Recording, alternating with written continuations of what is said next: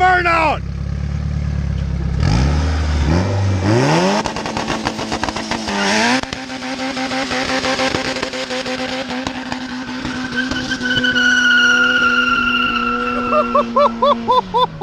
Holy shit. Hello, and welcome back to Hunter Tuned. We are in a parking garage right now because it's dark out, and figured we'd get some light on the subject of today's video, which is Michael with the red Civic. Michael with the red Civic on Instagram. Hi. Hi. He's my friend. He has a Honda Civic, and I tune it for him.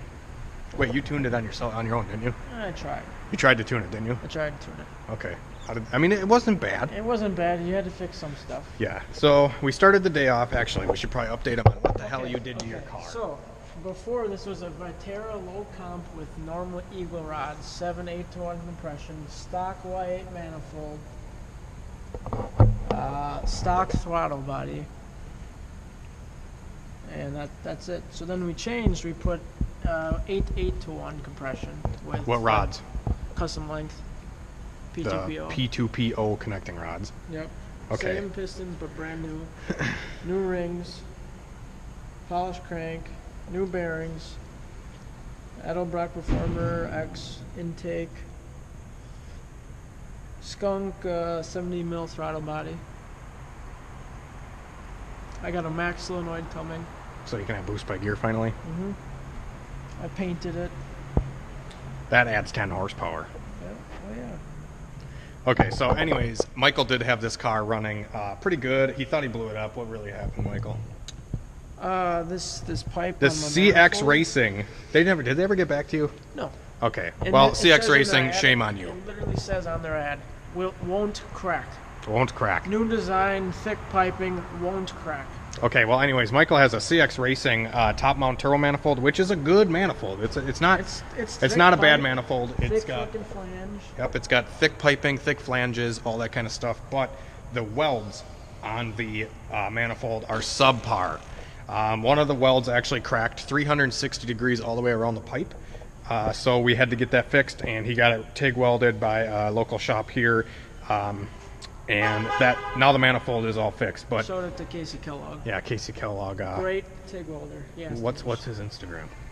Wisco Customs. Wisco Customs. Go follow Wisco Customs on Instagram. So anyways, Michael ended up breaking the manifold, thought that it had rod knock or something, and it had really low oil pressure. So he ended up pulling out the motor and just kind of giving it a freshen up, and he said screw it, and he went with the longer rods instead of the Eagle rods. He got the custom length connecting rods for it, and which bumps up the compression ratio on a single cam when you use Viterra pistons. So instead of 7-to-1, it's 9-to-1. And of course, this thing has a built cylinder head as well. It has a Comp 59 500 camshaft with what kind of valve trains in it? Titanium retainers. What brand? SuperTech? SuperTech, and then 60-pound SuperTech springs. Yeah, Bronze okay. guides. Bronze guides, okay. It's done up. It's got a little bit of a port job to it, just a clean up, nothing crazy. And then he also added this Edelbrock Performer. I know he already went over this, but I'm kind of giving everybody another overview so they understand the car now, because we have not updated people on this thing in quite a while. So Edelbrock Performer X intake. Why'd you end up getting an intake manifold, Michael? Because I watched a video that Jason Waters tuned the car, and he picked up like 40 wheel horsepower. A Skunk Pro 2, or whatever the normal one is, and it picked up 30 to 40 horsepower through the whole RPM range. Yeah. So on the same boost level, this thing should be at like 30 to 50 more horsepower. Honestly, I think this Performer X is better than a Skunk 2. And if you don't know, a stock D-Series throttle body is a 56 millimeter. Yeah, so he put a 70 mil on it. Yeah. Which it's a Skunk 2, and it does what? What does it do? It sticks. It sticks. So, yeah, anyways. I don't know if you guys have the problem either. Anyone else with the Skunk 2, do you feel their spring is really soft? Like it's really light, like it. Because it's just like a feather pushing down on the like gas on pedal. that SpongeBob episode when he goes driving, how he says big toe. Yeah, like if yeah. you use the big toe, you could floor it. Big toes. It's like so 5 light. TPS. Yeah, it's super light spring. So yeah, anyways, that's kind of the overview of the car. Obviously, it has one of my VS Racing, not mine, but I sell these VS Racing GTX 3582s. They're a great frickin' turbo. Michael has the smaller exhaust housing because it is a single cam, and if you had the big one, it'd probably be a lag monster, but it's really not too bad the way it is. I need the bigger one. Yeah. And it has dog eater, fucking dog pile, monkey smile, 1000cc injectors. Donkey-ass injectors.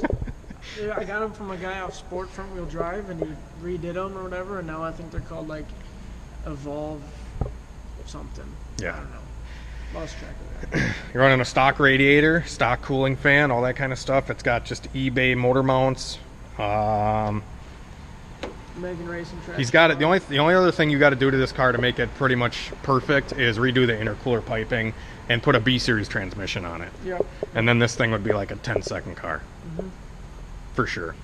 So anyways, this intercooler piping's a little jank, but it'll do for now. It's got the eBay one I run on everything. It's the eMusa 31-inch tall intercooler, 3-inch wide. What? I have 8 couplers. Yeah, too many. It's got a competition stage 4 clutch. I forgot to mention that. 6-puck. 6-puck with some pucks that are a little beat up. But just like Young Static says, it'll be fine. It's fine. But yeah, here's the car, guys. It's just, what year, 99? 2000. It's a 2000 EK Coupe. Everybody gives them shit about these taillights. I actually like them. They're not too ricey. They're not too, they're not too ricey, honestly. They're a good mix between ricer taillights and factory taillights. And he had the non-S, actually you had SI taillights on it. Yeah, he had 50/50s, but we got these for free and we thought we'd throw them on just for the hell of it. They looked super ugly out of the car, but now when they're on the car, they look actually pretty damn good. Just think of this. If I took these apart and the chrome was black. Then it would look really nice. Perfect. Yeah. Or put LEDs in the lights. Yeah. I think LEDs in there would be cool too. And some of the stuff that looks ricey to some people, I think looks pretty cool. But to each their own. Michael likes the taillights. Quit giving him shit. What happened? Nothing. No. No, Just checking it out. Yeah. we're making a video. We have a YouTube channel. Nice. What is it? Hunter Tune. What is it? Hunter Hunter tuned. tuned. Onto your tune? Yep. Fuck yeah. I'll look it up when I get back. See you, man. That's the one for it. Yeah. Oh, another subscriber. Okay, so anyways, as for the inside and electronics on this thing, it is running a Honda S300. We ended up upgrading this thing to an S300 after we had some, not really issues with Chrome, but we wanted to kind of more fine-tune the car, and Chrome is kind of limited with its selection and whatnot. There's just, S300 is goofy issues. better. Like I fill up with E85 one day, the tune would be fine. Fill up, and then the correction factors would go nuts, and then you have to. I feel like refill some of the it. correction stuff on Chrome doesn't work as good as it should and whatever, but S300 is a lot smoother running. It's all around the best software you can get for a I don't have to Honda. bug you every day because I can do little changes. Yeah, and you can run it on closed loop, Mm-hmm. to kind of make it completely perfect. But would you like to thank your sponsors, Michael? I'm just kidding. Every sticker on the car is a part in the car. Yeah. Oh, where do you get one of them stickers? I don't know. I got 2 of HunterTune.com. those. Yeah, the single cam trainees kind of suck, but he's running the stock YA trans or whatever it is, and seems to be working okay for now. The whole last motor that he had in this car, we had some issues with setting the cam right because he has a Y8 head with a Z6 cam and then a Y8 cam gear or something like that, Yeah. and ended up being because the Y8 and Z6 are actually 4 degrees apart from each other, so we had to set the cam way more retarded than we normally would have on like a normal setup. So the cam is actually at like a -7 or something right now. So yeah, anyways, we got the cam dialed in now. The power kind of dies off right around 7,500. It starts to taper off, which usually you can see on a dyno, but with tuning and stuff, you can actually watch where the fuel goes richer. If you have the tune kind of flatlined with fuel, and it has kind of the same fuel in it from like say 6,000 to 8,000, wherever it starts to dive rich is where the power is actually going to be starting to drop off. And that's kind of where how we tune the camshaft. I know you should tune it with a dyno and whatnot, but we're doing with what we got. And if you got enough brain power and enough, you know how to watch a wideband and stuff like I do, you can tune mainly anything on the street unless it becomes scary and it doesn't hook up. But anyways, we're going to get right to some action and we're going to go drive this thing around. We already got the tune up pretty good, tuned up on like 13 pounds of boost, and this thing just shreds. So we're going to try to turn it up now to get it upwards of like, I don't know, 20? 15 to 20. Yeah, anywhere from 15 to 20 pounds of boost, and then we're probably going to leave it because We really don't want to push it too far. This motor is pretty fresh. Got 600 miles. Yeah, it's got 600 miles on it, so he's going to try to get some more miles on it before we really cram, like, I don't know, 40 pounds at it. But Michael wants to race. And Michael wants to race on Friday, or tomorrow. Yeah. But anyways, let's get to some action. We're going to get the boost dialed in on this thing and do some street pulls. Okay, so we are out driving Michael's Civic, and we're going to try to get some pulls in. He played with the boost controller a little bit, so we're going to try to get the boost upwards of 20 pounds or so. The car is already tuned on 13. We got done tuning it on wastegate, which is around 13 pounds. And like I said, he just played with the boost controller, and we're going to see where the boost ends up with what he did. So yeah, we're just going to put it in third gear, give it a good floor right to the old wood.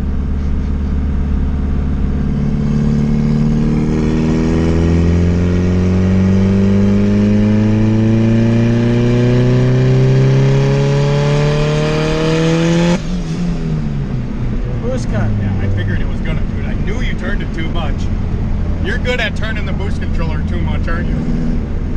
No, I don't know what you're talking about. Oh. Alright, well, turn it down.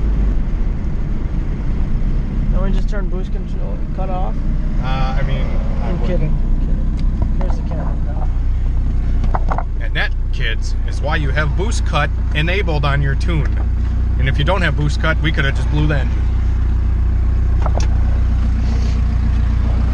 Let's see what that log said. We were building boost, and we hit 20. I think the cut is at 20, yeah. So we hit 20 pounds of boost on that pull by 5,100 RPM. So if that shows you how good these turbos are and how good even a single cam can spin it, that's just a good example, I suppose. So we're gonna try to dial this thing back. Oh, also on the log it shows like a shitload of ignition timing here. Don't mind that, because his distributor, with how the cam is degreed,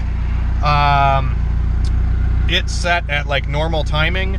We had to add 12 degrees to the whole entire map, because to set base timing it was at 0 or 2 degrees or something like that, so we had to add like 12 degrees to the whole tune to get it to compensate for the ignition timing with where the cam was degreed and all that stuff. So yeah, anyways, we're gonna get right back to it. So you turned it down? Yeah. Okay.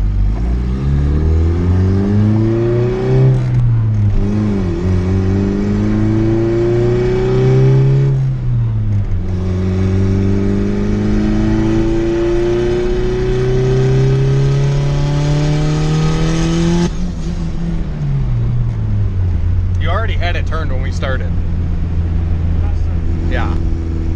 So we just hit boost cut again. I did record here. I did 2 turns. Back? Yeah. I'll do another 2 fucking turns, I suppose. I'll give the people what they want, I suppose. What's that? A full pull? Yeah. I wish we were to record it earlier before we started messing with the boost controller, because we had some really good pulls on like 13 pounds. Hey, can you actually pop the hood this time? Yeah, I will. Shame on you, Michael. You always go slow with the boost controller. You don't cram it right away.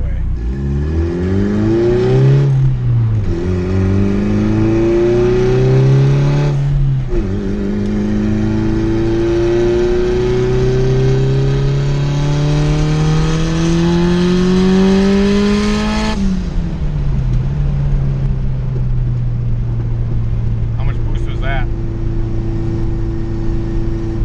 17. What? 17. Nice. Alright, well, we'll get a full pull in now that I know it's not going to hit boost cut.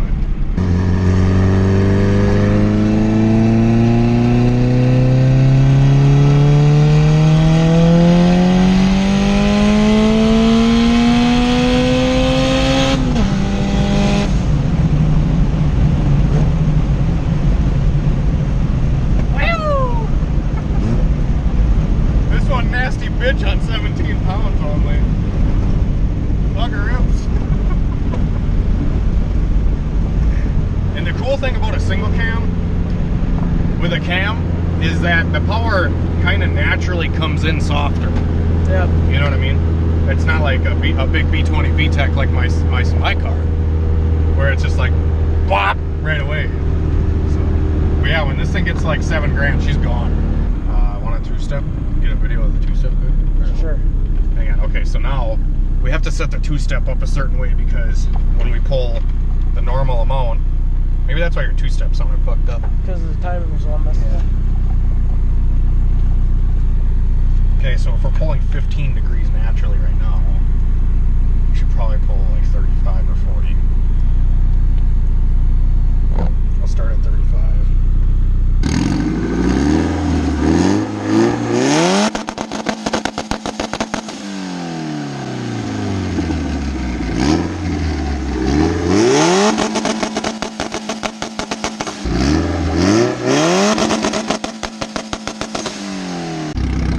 Need more fireballs. You know, needs fuel, I think. Should we try fuel?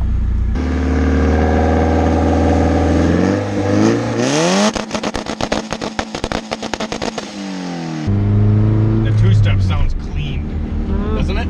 Yeah, how much boost did you build? I don't know, all of it.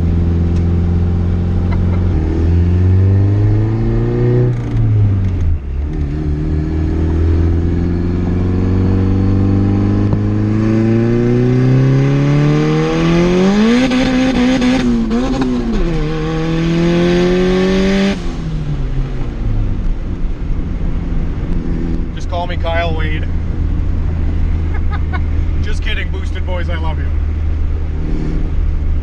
That fucker just spins, dude. Yep. It just sucks with the D-Series training. It's going to get harder and harder to shift her the higher you rev it. Yep. D to B coming soon? Maybe. GoFundMe. Sponsor to my YouTube channel and help us make some money and we'll make it happen. This motor definitely has more torque. Yeah.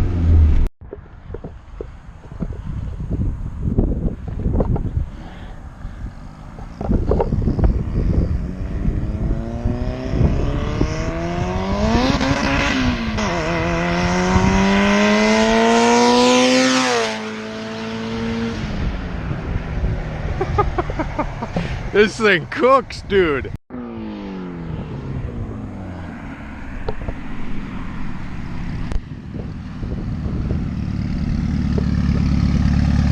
Do a burnout!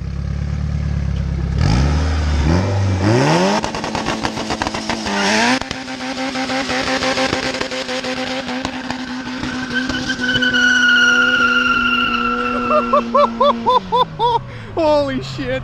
I wish it was daylight, guys. Posi traction on an open diff? What?